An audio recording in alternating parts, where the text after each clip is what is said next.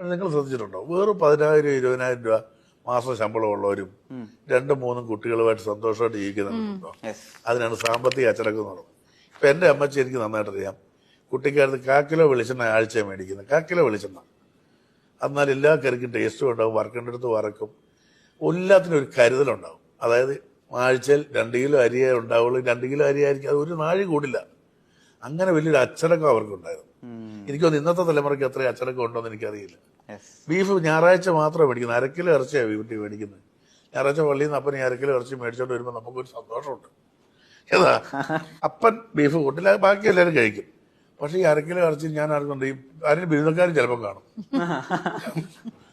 മുടിയാൻ വേണ്ടി.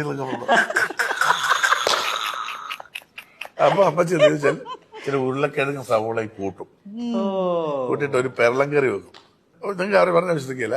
രാവിലെ സ്കൂളിൽ കൊണ്ടുപോകാൻ ആ ചോറിന്റെ അറ്റത്ത് അമ്മച്ചി ആ സ്നേഹം കൊണ്ട് ചില കരിഞ്ഞ ഒലത്തിറച്ചിയില്ലേ, തേങ്ങാക്കൊന്നോട് കൂടി ശകലം മൂലയ്ക്ക് വെച്ചേക്കും. ഏതാ തലേദിവസത്തിന്റെ ബാക്കിയാ.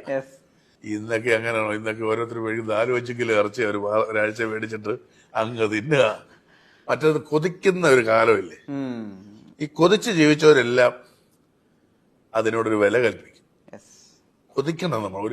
എനിക്ക് പറയുന്നത് ഇന്നത്തെ ജനറേഷന്റെ ഏറ്റവും വലിയ പറയും ലഹരിക്കൊക്കെ അടിമയാണെന്ന് പറഞ്ഞത്.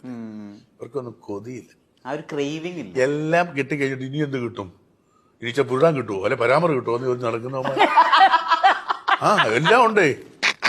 എല്ലാം എന്താ കിട്ടാത്ത എല്ലാം ഷവർമ മറ്റേത് മറിച്ചത് എല്ലാവരും കുത്തിക്കയറ്റി കൊടുത്തു. അവിടെ നിന്ന് മറ്റേത് കാർഡ് മറ്റേത് മറിച്ചത് ചെയ്തു, എല്ലാം കൊടുക്കുക. പിന്നെ എന്താണ് തൃപ്തി? ഇനി എന്ത് കിട്ടും, എനിക്ക് എന്തിനും പാമ്പിനെ കൊണ്ട് കൊത്തിച്ചാലോ എന്നൊക്കെ പറഞ്ഞ് നടക്കുന്ന കുറെ. അതാണ് പ്രശ്നം, കൊതിയില്ല. നിങ്ങൾ ആലോചിച്ച് നോക്കിയേ, ഇല്ലായ്മ ഒരു വിധം കഷ്ടപ്പെട്ട് ജീവിക്കുന്ന ഏതെങ്കിലും കുട്ടി ഇതൊക്കെ ഉപയോഗിക്കുന്നുണ്ട്? ഇല്ല, അത് താരതമ്യം കുറവാണ്, വളരെ കുറവാണ്.